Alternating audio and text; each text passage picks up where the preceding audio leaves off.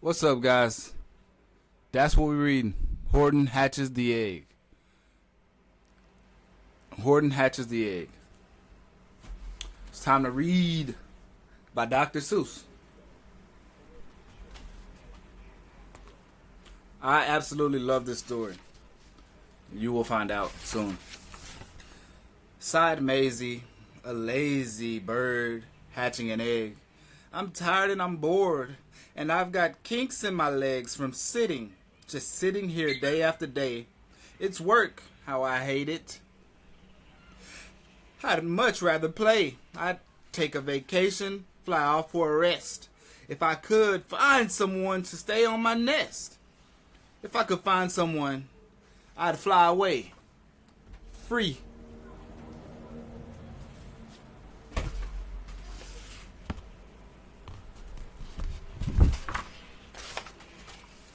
Then Horton, the elephant, passed by her tree. "Hello," called the lazy bird, smiling her best. "You've nothing to do, and I do not need to rest, or need a rest. Would you like to sit on my egg in my nest?" The elephant laughed. "Why, of all silly things, I haven't feathers and I haven't wings. Me on your egg? Why, that doesn't make sense. Your egg is so small, ma'am, and I'm so immense." "Tut, tut," answered Maisie. "I know you're not small, but I'm sure you can do it. No trouble at all. Just sit on it softly. You're gentle and kind.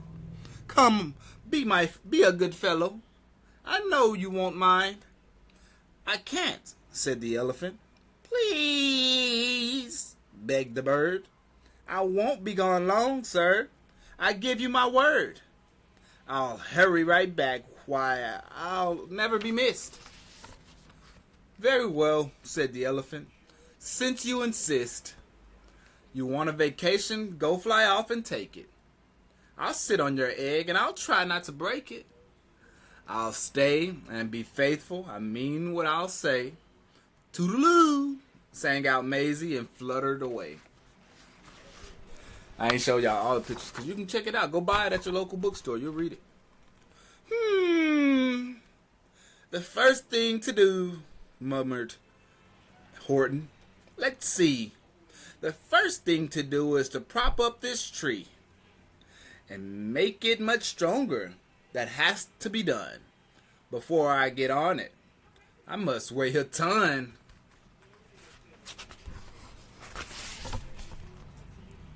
Then carefully, tenderly, gently he crept up the trunk to the nest where the little egg slept. Then Horton the elephant smiled. "Now that's that." And he sat, and he sat, and he sat, and he sat.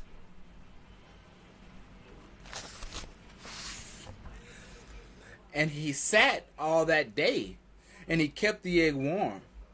And he sat all that night through a terrible storm. It poured and it lightened. It thundered, it rumbled. "This isn't much fun," the poor elephant grumbled. "I wish she'd come back, 'cause I'm cold and I'm wet. I hope that Maisie bird doesn't forget." But Maisie by this time was far beyond reach, enjoying the sunshine way off in Palm Beach. And having such fun, such a wonderful rest, decided she'd never go back to her nest.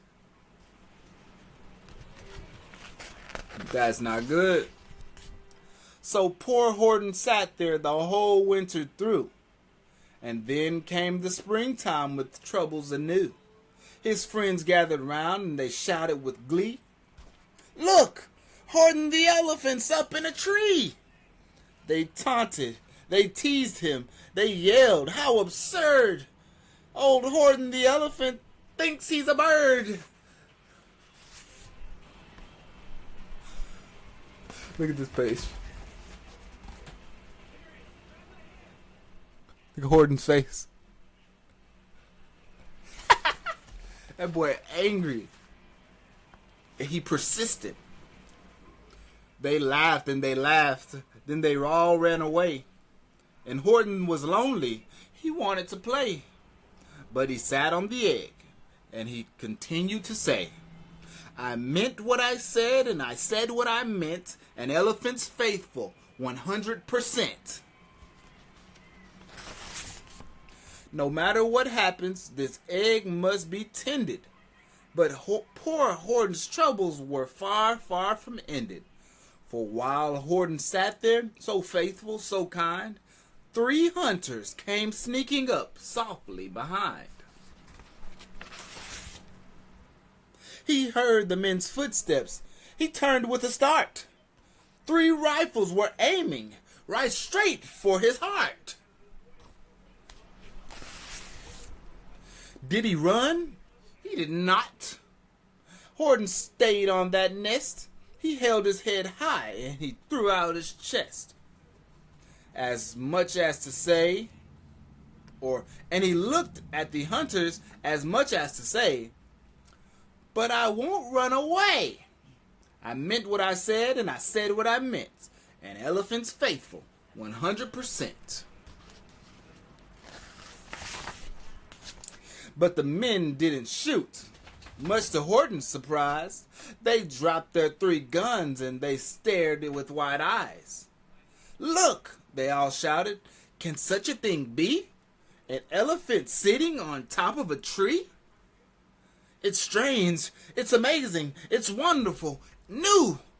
Don't shoot him, we'll catch him. That's just what we'll do. Let's take him alive. Why, he's terribly funny. We'll sell him back home to a circus for money.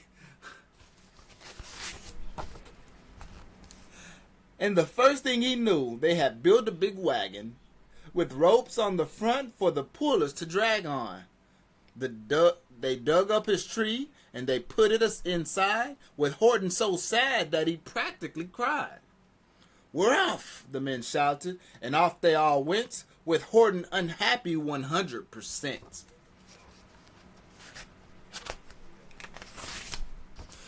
Up out of the jungle, up into the sky, up over the mountains 10,000 feet high, then down, down the mountains and down to the sea went the cart with the elephant, egg, nest, and tree. Then out of the wagon and onto a ship, out over the ocean, and oh, what a trip! Rolling and tossing and splashing with the spray. And Horton said, day after day after day, I meant what I said and I said what I meant. But oh, am I seasick 100%.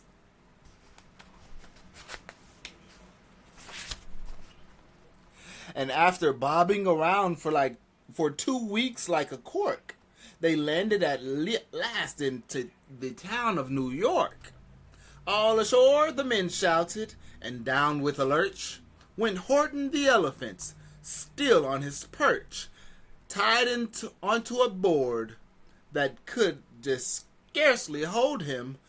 Bump! Horton landed, and then the men sold him. Sold to a circus. Then week after week, they showed him to people at 10 cents a peek. They took him to Boston, to Kalamazoo, Chicago, Weehawken, and Washington too. To Daytona, Ohio, St. Paul, Minnesota, to Wichita, Kansas, to Drake, North Dakota, and everywhere thousands of folks flocked to see and laughed at the elephant up in a tree. But poor Horton grew sadder the farther he went. But he said as he sat in the hot, noisy tent, I meant what I said, and I said what I meant. An elephant's faithful 100%. Poor Horton. Oh, then one day the circus show happened to reach a town way down south, not so far from Palm Beach.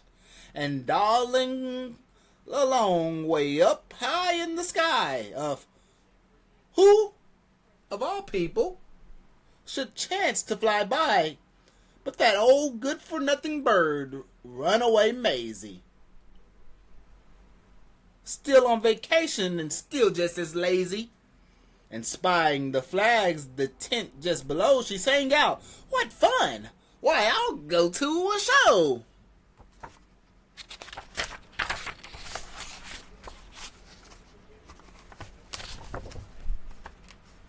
Can't flip the page. And she swooped from the clouds through an open tent door. "Good gracious," gasped Maisie, "I've seen you before." Poor Horton looked up.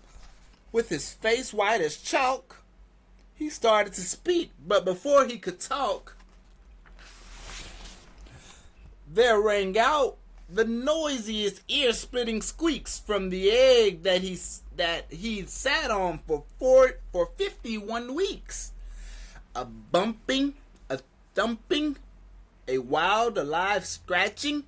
"My egg!" shouted Horton. "My egg! Why, it's hatching!"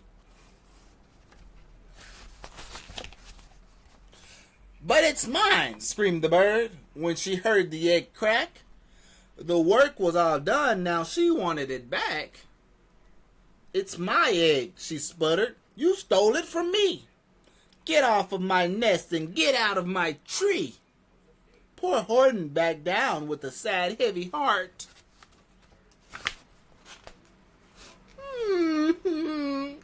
Poor Horton. But at the very instant the egg burst apart, and out of the pieces of red and white shell from the egg that he'd sat on so long and so well, Horton the elephant saw something whiz. It had ears and a tail and a trunk just like his.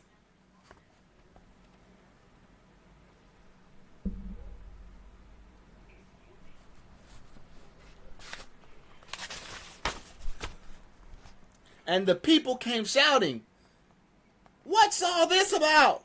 They looked, and they stared with their eyes popping out. Then they cheered, and they cheered, and they cheered more and more. They'd never seen anything like it before. "My goodness, my gracious," they shouted, "my word! It's something brand new. It's an elephant bird. And it should be like that." Because Horton was faithful. He sat and he sat. He meant what he said, and he said what he meant. And they sent him one home happy 100%.